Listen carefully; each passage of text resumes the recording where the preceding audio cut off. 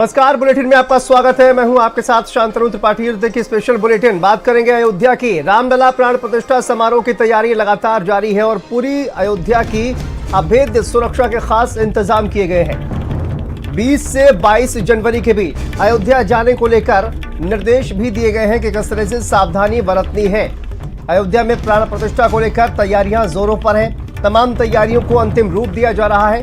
प्राण प्रतिष्ठा को लेकर अयोध्या को दुल्हन की तरह सजाया जा रहा है। प्राण प्रतिष्ठा के मेहमानों के लिए अद्भुत प्रसाद भी तैयार किया जा रहा है और ये प्रसाद अद्भुत इसलिए बताया जा रहा है कि देखिए, राम जन्मभूमि की मिट्टी, सरयू का जल और इसके बाद 100 ग्राम लड्डू का जो प्रसाद है वो तमाम श्रद्धालुओं को दिया जाएगा। और इसके साथ साथ देखिए 10 करोड़ रुपए से टेंट सिटी का भी निर्माण किया जा रहा है। देश विदेश से आ रहे तमाम मेहमानों के लिए खास व्यवस्था की जा रही है और 5000 कलाकारों के ठहरने की व्यवस्था होगी। तो तमाम सुविधाओं से लैस टेंट सिटी और इसके अलावा अयोध्या रेलवे स्टेशन पर भी तमाम सुविधाएं प्रदान की जाएंगी और इसके अलावा एयरपोर्ट पर भी तमाम सुविधाएं प्रदान की जाएंगी। अहमदाबाद से अयोध्या पहुंचा है 500 किलो का नगाड़ा और विशेष रथ से अयोध्या ये नगाड़ा पहुंचा है। ये अपडेट आपको बता दें, 500 किलो के नगाड़े को राम मंदिर में स्थापित किया जाएगा।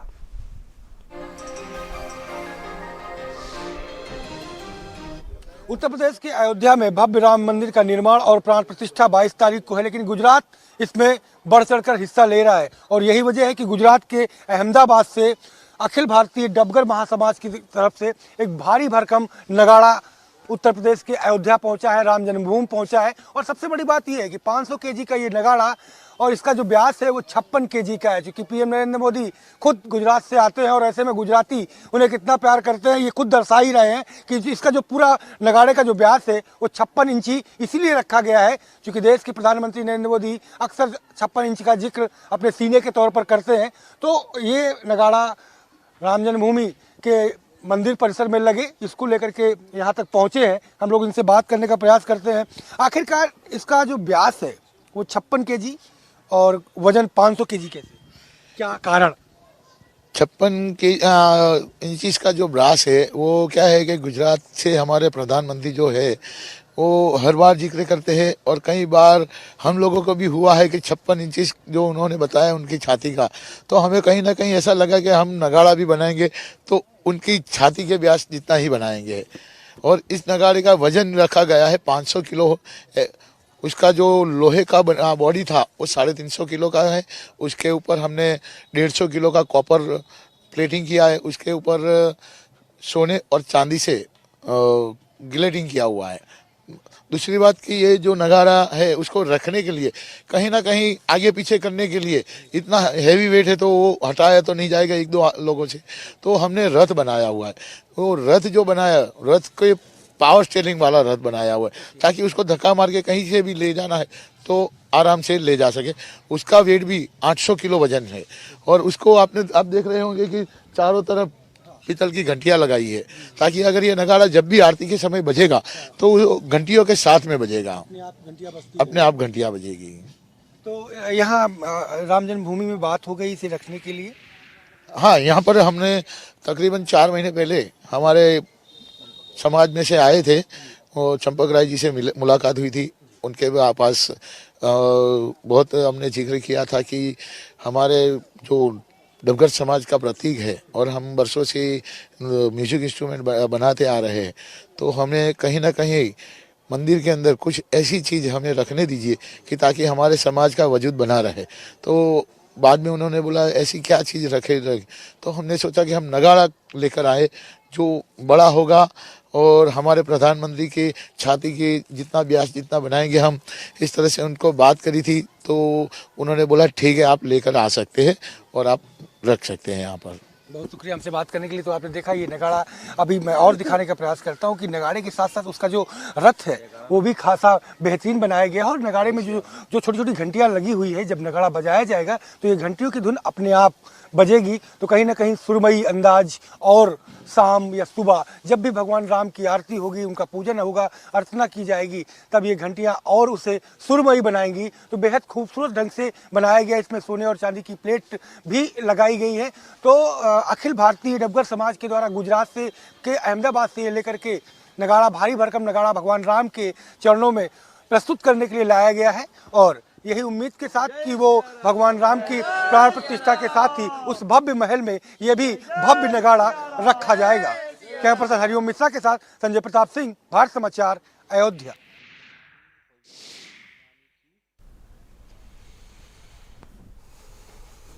तो देखिए, विभिन्न तैयारियां की जा रही हैं और अलग अलग जगहों से जो तमाम चीजें हैं वो भी अयोध्या पहुंच रही हैं। चाहे हम बात करें इस नगाड़े की, इस ढोल की, जो कि आपने देखा, और इसके साथ साथ एक बहुत बड़ा घंटा जो है वो 24 कुंटल का ये घंटा जो है वो बताया जा रहा है, वो भी अयोध्या पहुंचा हुआ है। एक धूप बत्ती जो है वो अयोध्या पहुंची हुई है, जो कि कहा जा रहा है कि महीनों तक अयोध्या में खुशबू देती रहेगी ये धूप बत्ती। तो ये तमाम जो तैयारियां हैं वो जो है वो लगातार की जा रही हैं और अलग अलग जगहों से जो चीजें हैं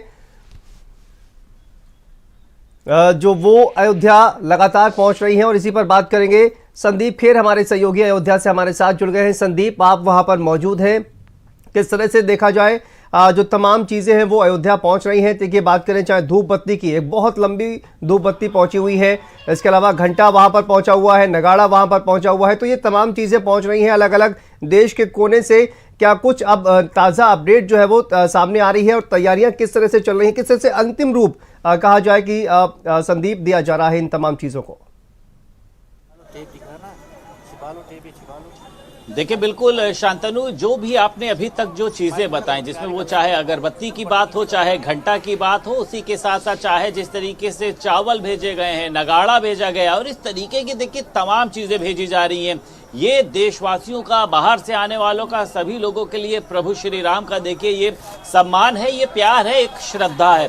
क्योंकि अयोध्या में देखिए इस समय जिस तरीके की जो आपने बात करी, घंटा की बात करी, इसके अलावा भी तमाम अन्य चीजें भेजी जा रही, वो चाहे लकड़ी के दरवाजों की बात करी जाए, उनके पहनने वाले चरण पादुका की बात करी जाए, सिंहासन की बात करी जाए, तो प्रभु श्री राम को लेकर देखिए लोगों के अंदर एक उत्साह है, क्योंकि 500 सालों के बाद प्रभु श्री राम के मंदिर में विराजमान होने की घड़ी जो है वो सामने आ रही है। और देखिए, अयोध्या में मैं आपको बताऊं कि जब श्री राम जन्मभूमि के अंदर जाते हैं, ठंड का समय है, लोग नंगे पैर दर्शन करने के लिए जा रहे हैं, जब बाहर आते हैं तो एक अलग तरीके का उत्साह। कई लोग जो बाहर से आए हुए हैं, मध्य प्रदेश से आए हैं, तमाम जगहों, वो अपने सर पे भारी भारी बैग उनका है, लेकिन वो कहते हैं कि हमको थकान नहीं होती, क्योंकि हम प्रभु श्री राम के दर्शन करने के लिए आ रहे हैं। मुंबई से लोग आ रहे हैं, कलकत्ता से लोग आ रहे हैं, बंगाल से लोग आ रहे हैं, पूरी अयोध्या बदली है। मैं आपसे बिल्कुल शर्त के साथ ये कहना चाहूंगा शांतनु कि जो पहले अयोध्या आया था वो अब अयोध्या आए तो मुझे लगता है कि वो रास्ता भटक जाएगा।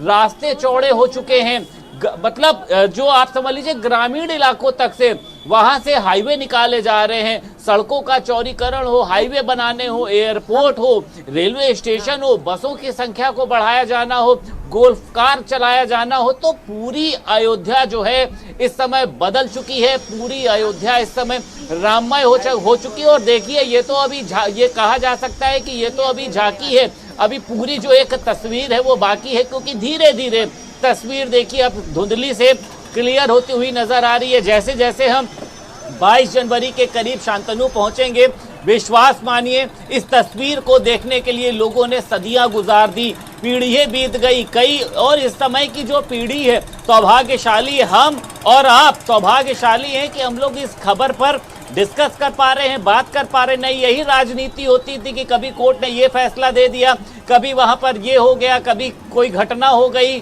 तो अब आप समझिए एक टेंट से निकलकर प्रभु श्री राम इतने बड़े मंदिर में आ रहे। नहीं तो पहले जब पानी बरसता था वो भीग जाते थे, कपड़े उनके भीग जाते थे, अगर कपड़े बदलने हो या वहां पर एक अगरबत्ती भी जलानी हो तो उसके लिए कोर्ट से परमिशन ली जाती थी। लेकिन अब कोई परमिशन नहीं, कोई इजाजत नहीं, जब आप चाहे प्रभु श्री राम के दर्शन करने के लिए जा सकते हैं, इस बदली हुई अयोध्या को दे सकते हैं। यहाँ पे कड़कड़ में राम नजर आ रहा है, आप जहां निकल जाइए वहां पर प्रभु श्री राम के नारे लग रहे हैं, जहां निकल जाइए लोग पैदल नंगे पैर चलते हुए चले आ रहे हैं। कहाँ जा रहे हो? प्रभु श्री राम के दर्शन करने जा रहे हैं। तो देखिए, विदेश का सबसे बड़ा जो पर्यटन का पॉइंट है, सबसे ज्यादा मात्रा में जो टूरिस्ट पहुंचेंगे, देखिए शांतनु, वो अब अयोध्या है। और इसको लेकर चाहे अयोध्या में टेंट सिटी बनाना हो, होटल्स बनना हो, अयोध्या में जिस तरीके से लोगों के रोकने के लिए इंतजाम, तमाम जगहों पर भोजनालय बन रहा है, तमाम जगहों पर लोग जो है वो मुफ्त में लोगों को खाना खिला रहे हैं, प्रसाद बांटते हुए दिख रहे हैं। प्रभु श्री राम के राम दरबार की बहुत बेहद चर्चा है। छोटी छोटी घंटियां और बिजनेस इस तरीके से ग्रो अप करा आप सोच नहीं सकते हैं। पहले यहाँ पे मंगलवार शनिवार को भीड़ होती दिखाई चलिए जाता था कि हनुमान जी संदीप इस दिन वापस खुश आएंगे होते आपके हैं, पास, आप हमारे साथ जुड़े रहिए, लेकिन उससे पहले प्रतिक्रियाएं भी सुनाते हैं। कांग्रेस इसलिए बोलती है कि वो निमंत्रण तो दिया गया है और वो आएंगे नहीं, कहाँ आएंगे? जिस राम के अस्तित्व नहीं है वो कहाँ आएंगे, किसको देखने आएंगे?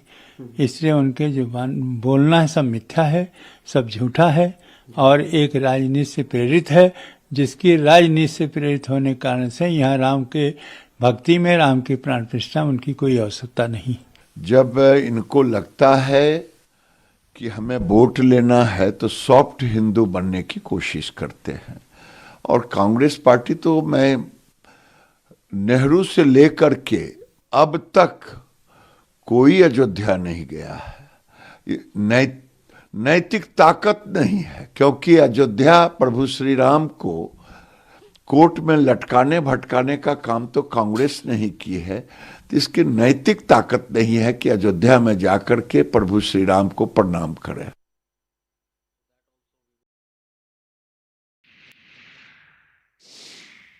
कि इस समाज की पुरानी परंपरा यही नगाड़े बनाने की है। कुछ समय पहले ये लोग आए थे सब, तब इन्होंने कहा था हम ये देना चाहते हैं।